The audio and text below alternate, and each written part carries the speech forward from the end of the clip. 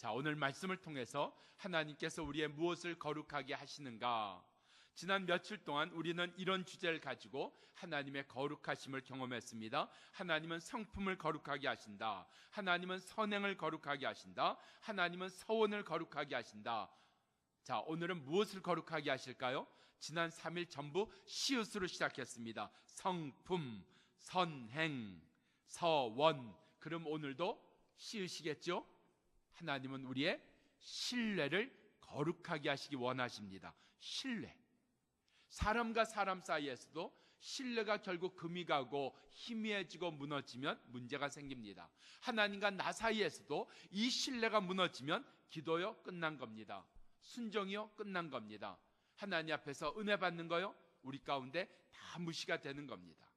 우리 가운데 신뢰를 거룩하게 하시기를 원한다. 가끔 이렇게 개업하는 집이라든지 이렇게 새로 단장해서 새롭게 이렇게 오픈하는 가게를 가면 화분들이 와 있어요. 거기다 뭐라고 써 있을까요? 축발전. 발전이라고 많이 쓰더라고요. 더 나아지기를 원합니다. 더 좋아지기를 원합니다. 그런데 거룩하게 하신다는 것은 발전한다는 이야기가 아닙니다. 더 좋아진다는 이야기가 아니라 새로워진다는 겁니다. 그래서 우리 가운데 거룩은 새로워지는 거다. 오늘 신뢰를 거룩하게 하신다. 무슨 뜻이에요? 신뢰를 새롭게 하신다. 새로워지게 하신다. 하나님과 나와의 관계가 새로워져야 된다. 그래서 부부 사이에도 하나님의 거룩하게 하심이 새로워짐의 역사가 정말 하나님과 나 사이에 사람과 사람 사이에 이 신뢰가 오늘 새로워지는 은혜가 우리 가운데 주어지기를 바랍니다. 신뢰가 새로워져야 된다. 거룩해야 된다. 그 이유가 무엇일까? 이 신뢰를 통해서 하나님께서 이루시는 역사가 있기 때문입니다. 신뢰를 통해서 하나님께서 이루시는 역사. 가끔 우리 교회에도 이렇게 카페를 하는, 커피를 하는 집사님들이 좀 몇 분 계세요. 어제도 이 한성대 올라가는 쪽에 우리 집사님이 새롭게 그 카페를 이제 맡아서 시작을 하셨어요. 가서 이렇게 커피를 먹는데 향이 좋더라고요. 우리 같이 간 목사님이 맛있어요. 맛있어요. 정확한 표현은 기억이 안 나지만 이런 뜻이었어요. 이 커피 맛 최고였어요. 내 입맛엔 어땠을까요? 쓰기만 해요. 쓰기만 해요.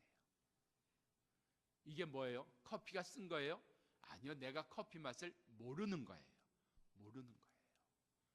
우리가 신뢰가 얼마나 귀한지 모르기 때문에 신뢰의 거룩함을 입히시기를 원하시는 하나님의 역사가 우리 속에 다가오지 않아요.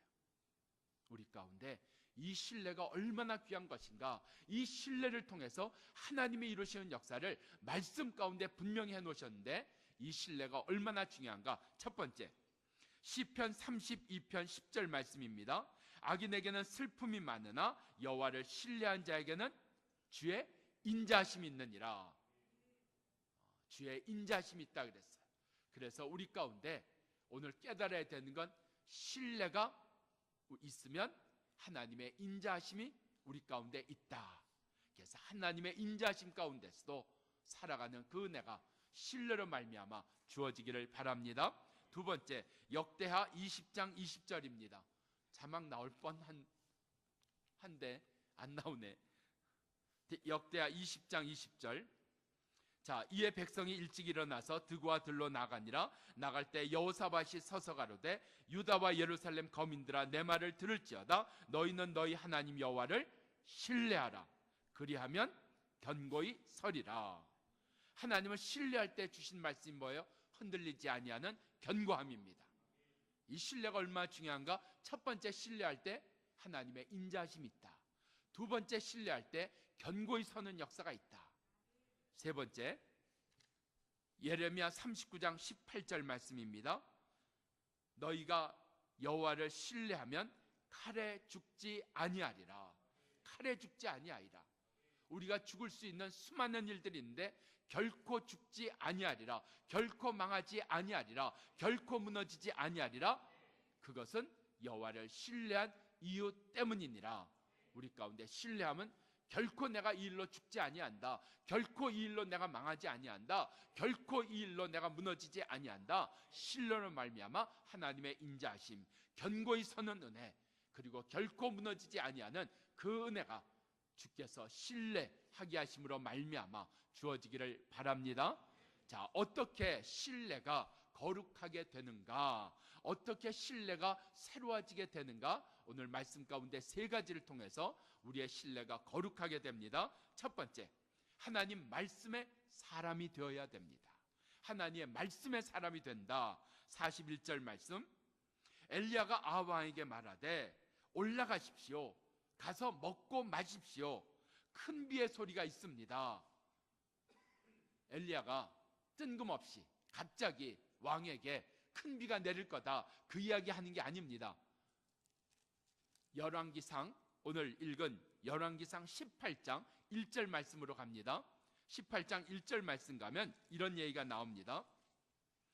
많은 날을 지내고 제3년에 여호와의 말씀이 엘리야에게 임하여 가라사대 너는 가서 아합에게 보이라. 내가 비를 지면에 내리리라. 하나님의 말씀이 뭐예요? 아합에게로 가라 그랬어요. 아합에게 가서 뭐 하라고요? 큰 비가 있을 것이다. 아합에게 가서 말하라 그랬어요. 그게 18장 1절 말씀이에요. 그 1절 말씀이 여기 지금 41절에서 지금 엘리야가 그대로 하나님의 말씀대로 행하고 있다는 이야기입니다. 하나님의 말씀의 사람이 될 때 우리 가운데 신뢰가 거룩해지는 줄, 새로워지는 줄 믿습니다. 그래서 하나님의 말씀이 엘리야에게 임했어요. 가라, 아합에게 가라. 가서 큰 비가 있을 것 이야기해라. 그대로 41절에서 엘리야가 이야기했다는 사실입니다. 하나님의 말씀의 사람 되기를 원하고 내가 하나님의 말씀의 사람이 되어야 되겠다. 우리 가운데 분노의 사람, 억울함의 사람, 상처의 사람, 원망의 사람, 미움의 사람 되지 말고 하나님 말씀의 사람이 되는 은혜가 있기를 바랍니다. 그래서 말씀을 자꾸 집어넣으셔야 돼요. 그래서 이제 4월 달부터 있는 하나님의 말씀, 목요 어머니 기도회도 말씀을 듣는 자리예요. 큐티도 말씀을 듣는 자리입니다. 순모임도 같이 말씀을 나누는 자리입니다. 그래서 우리 가운데 특별 새벽 기도회도 말씀을 듣는 자리예요. 성경 공부 말씀을 듣는 자리입니다. 제자 훈련 말씀 듣는 자리입니다. 그래서 우리 가운데 말씀과 기도가 끊어지면 교회는 끝이다. 예? 다른 걸로 교회는 끝나지 않아요.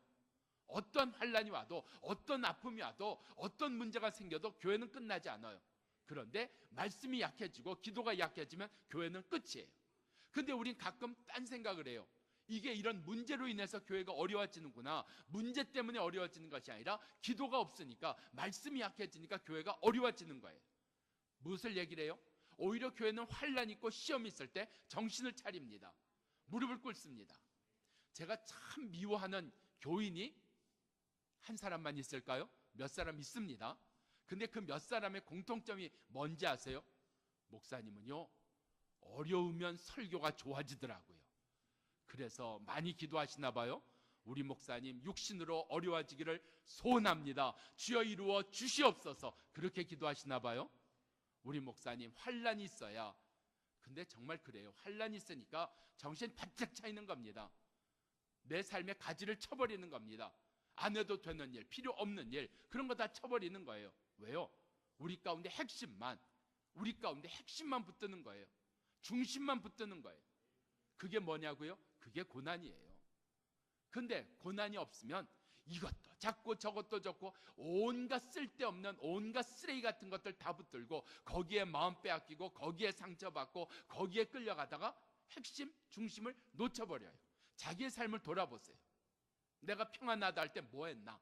내가 평안하다 할 때 믿음이 쑥쑥 자랐나? 열매가 맺어졌나? 열심을 다했나? 아니요. 환난과 곤고와 아픔과 실망과 낙심이 주어질 때 하나님 붙드는 은혜가 주어지지 않았습니까? 우리 가운데 오늘 다시 교회는 다른 것으로 무너지지 않는다. 다른 것으로 흔들리지 않는다.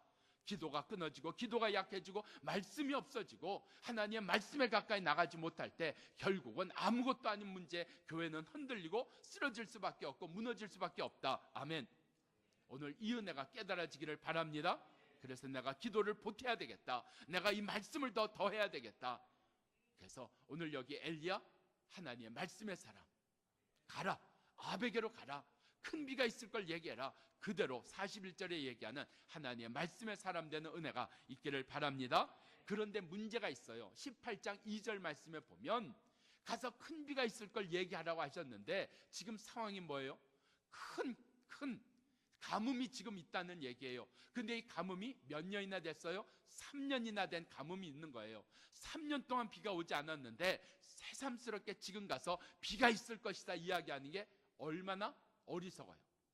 근데 비만 없는 정도가 아니라 이슬도 내리지 않았다 그랬어요. 이슬도 내리지 않았다 그랬어요. 비가 없어도 이슬로 식물은 먹고 산다 그래요.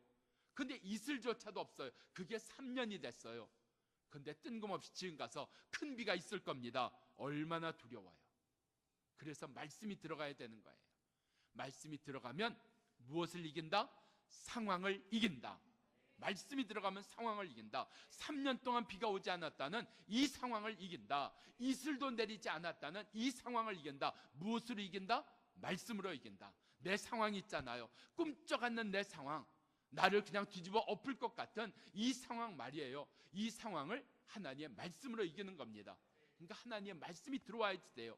말씀이 들어오지 않으면 말씀을 이야기하는 게 아니라 자꾸 상황을 이야기해요. 세상을 이야기해요. 우리 가운데 오늘 하나님의 말씀을 이야기하는 하나님의 말씀으로 상황을 이겨 오늘 신뢰가 거룩해지는 은혜, 신뢰가 새로워지는 은혜, 그 은혜가 주어지기를 축원합니다. 두 번째, 어떻게 신뢰가 거룩해지는가? 기도의 사람 되셔야 돼요. 기도의 사람. 42절에 보면 아합은 먹고 마시러 올라갔어요. 먹고 마시러 갔어요. 그런데 엘리야는 뭐 하고 있어요? 엘리야는 꿇어 엎드려 얼굴을 무릎 사이에 놓고 기도하고 있어요. 우리 가운데 세상이 그런다고 같이 쫓아가면 안 돼요. 아합은 먹고 마시기 위해서 가버렸어요. 그렇지만 나는 뭐 해야 돼요? 기도해야 되는 거예요. 그는 그렇게 얘기하지만, 그는 그렇게 살지만, 그가 그렇게 산다고, 그가 그렇게 말한다고 나도 같이 쫓아가고, 나도 같이. 제가 지금까지 배웠다는 이야기가 좀 그렇지만 지금까지 제가 해봤던 것 중에서 제일 재밌었던 게 있었어요. 제일 재밌는 거는 시간 가는 줄 모르죠? 몰라요? 제가 한 것 중에 뭐가 그렇게 재밌었을까요? 성경 공부? 정말 재밌더라고요. 야, 이런 게 다 있나? 고스톱.